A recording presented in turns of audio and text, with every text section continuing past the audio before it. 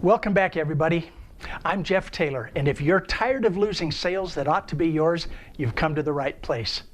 This video introduces you to the pain step of the sales process. This is where you help your prospect to clarify the real needs and issues that they're facing, so they can rely on you to help them solve those problems. But first, let's do a brief review of why this approach ends your frustration of making so many presentations that don't end in a sale.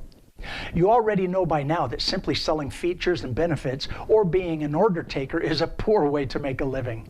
But now, all that is in the past for you because you now have a sales process that will increase both your sales and your income.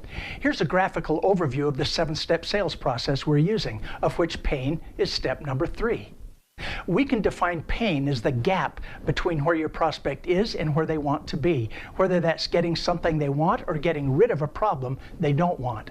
Real pain goes way deeper than simple curiosity or interest, and once you help your prospect connect both personally and emotionally to their problem, they'll turn to you for the solution.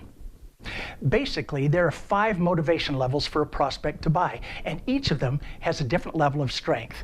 Let's look at each of these buying motives from the weakest to the strongest. The first and weakest buying motive is that of interest. This is simply an intellectual curiosity to know more about the product or service. It carries no real motivation, and yet this is where too many salespeople jump into their canned sales presentations as soon as someone expresses interest. And that's why so many sales are lost before they even get started. The next stronger motivation is that of gaining something in the future. The prospect sees a future benefit that can come to them if they buy today. A third and yet stronger motivation is that of gaining something in the present, or something positive they can achieve right now. The fourth and even more powerful motive is that of avoiding pain in the future. They worry about something bad or negative that will happen if they don't solve their problem now. And the strongest motivation to buy is that of having pain in the present.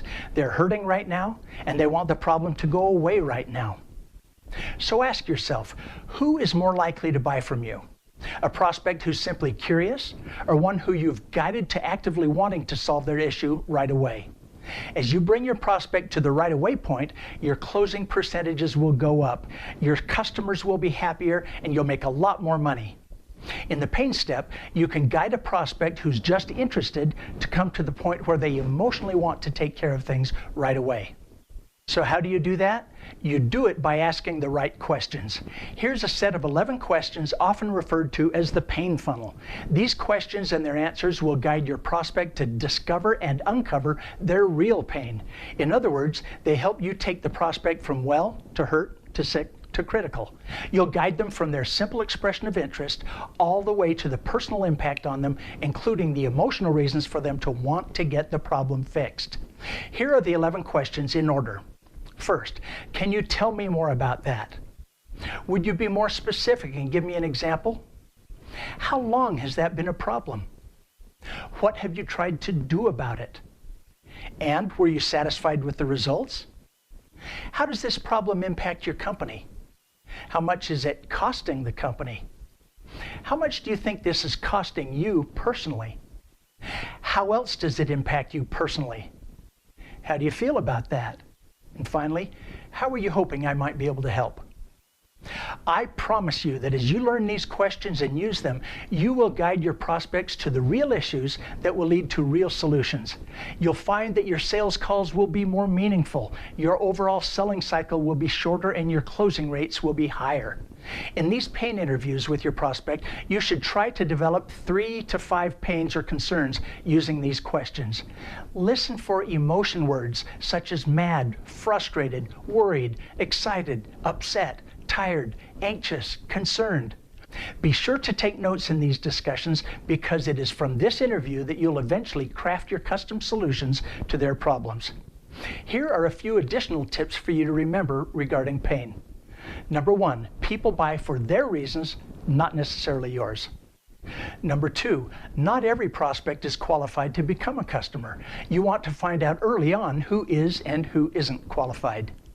Number 3, stop selling features and benefits. Sell solutions instead.